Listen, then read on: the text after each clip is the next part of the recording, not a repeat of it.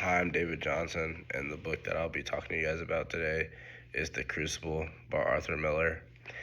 The main message of this book is that fear and lies can destroy a community when people stop caring about the truth.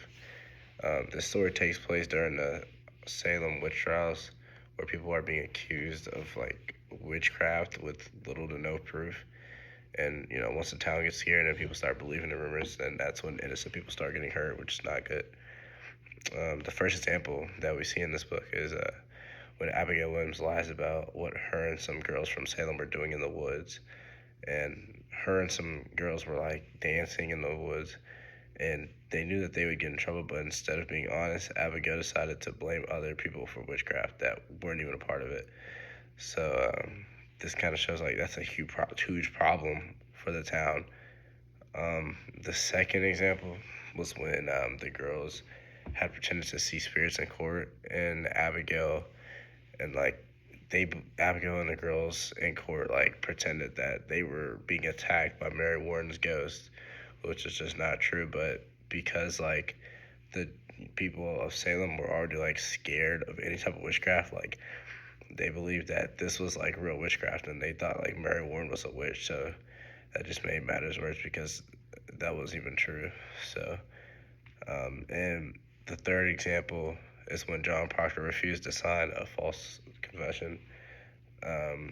He decided not to because he didn't want his name being attached to lies. So that shows Proctor was he was a good person. He wanted to be a part of the truth, not being a part of a lie. Some famous work that connects to the Crucible is the Hunger Games. In both stories, people in power use fear to control others. In the Crucible, the court kind of controls Salem by making everyone scared, of being accused. And in the Hunger Games, the Capitol controls people with punishment and violence. So both stories kind of, show that fear can keep people quiet, and even if they know something is wrong. And a song that I picked that I thought connected to the Crucible was "Demons" by Imagine Dragons. And a lyric in this song was "Don't get too close, it's dark inside." And I thought this really connects well with Abigail because she hides her guilt and jealousy behind lies. So she acts innocent, but her choices really hurt a lot of people. Another lyric from "Demons" by Imagine Dragons was, "No matter what we breed, we still are made of greed." And this connects because some characters are selfish, and Abigail wants John Proctor, so she tries to get rid of Elizabeth.